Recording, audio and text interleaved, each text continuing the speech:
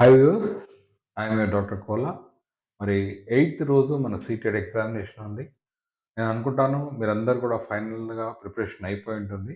కానీ కొన్ని అంశాలు మనం ఒకసారి దృష్టి పెడదాం. ఎందుకంటే ప్రతి ఎగ్జామ్ కూడా వెరీ ఇంపార్టెంట్. మరి ఈ వీడియోలో మనం ఏం చూద్దామంటే మరి ఎలా అటెంప్ట్ చేద్దాం పేపర్‌ని.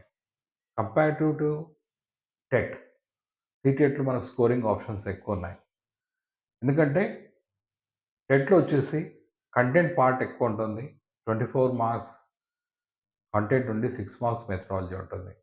అదే సీటెట్‌లో వచ్చేసి మనకు ఈ సబ్జెక్ట్ 30 మార్క్స్‌కి 15 marks content and 15 marks methodology ఉంటుంది.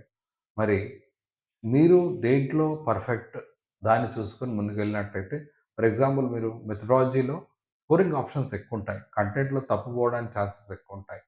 కాబట్టి సీటెట్‌లో ఎక్కువ మార్క్స్ స్కోర్ చేయడానికి అవకాశం ఉంటుంది.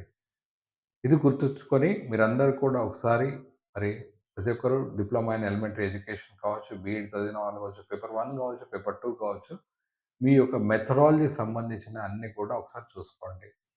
అదేవిధంగా మనం ఇంతకుముందు నా వీడియోస్‌లో చెప్పాను. సీటెట్‌లో లాంగ్వేజ్ 1, లాంగ్వేజ్ 2లో మనకు స్కోరింగ్ ఆప్షన్ ఉన్నదని చెప్పాను. ఏంటంటే లాంగ్వేజ్ 1 ఫర్ ఎగ్జాంపుల్ మామూలుగా తెలంగాణలో మనం అందరం తెలుగు తీసుకుంటాం. తెలుగులో 15 మార్కులు కాంప్రిహెన్షన్ ఉంటుంది. ఇది 10థ్ క్లాస్ నుంచి మనం అందరం చేస్తున్నాం. అదేవిధంగా ఇంగ్లీష్‌లో వచ్చేసి 10 మార్కులు కాంప్రిహెన్షన్ ఉంటుంది. సో, దాదాపు 25 మార్కులు ఉంటుంది. అదే టెట్‌లో వచ్చేసి మనకు 15 మార్కులే.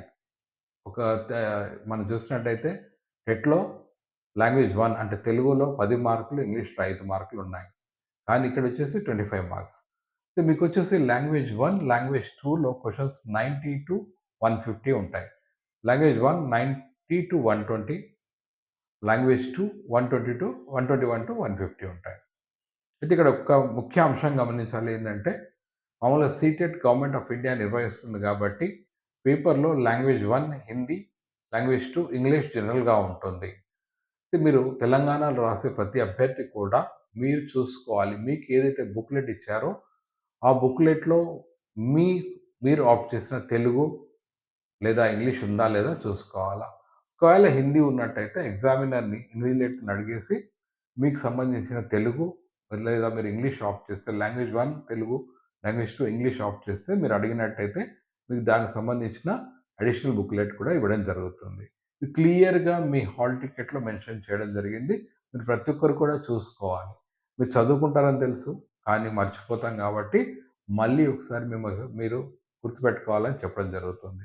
అదేవిధంగా ఏదైతే బుక్‌లెట్ మీకిస్తున్నారో, ఆ బుక్‌లెట్ నంబర్ అటెండెన్స్ షీట్‌లో కంపల్సరీ రాయండి.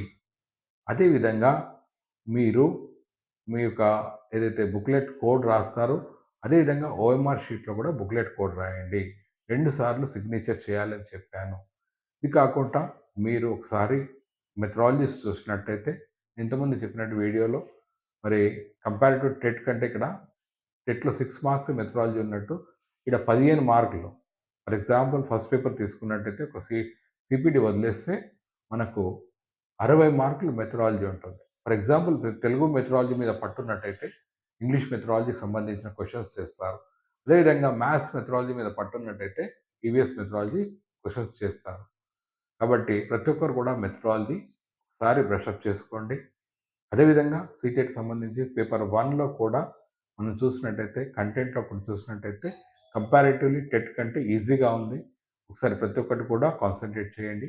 సెకండ్ పేపర్‌లో కూడా మనం చూసినట్టయితే సైన్సెస్ కానీ, మ్యాథమెటిక్స్ కానీ, సోషల్ స్టడీస్ కానీ కంటెంట్ కూడా కంపారిటివ్‌లీ ఈజీగా ఉంది. కాబట్టి మరి రేపు ఒక్కరోజే ఉంది మనకు.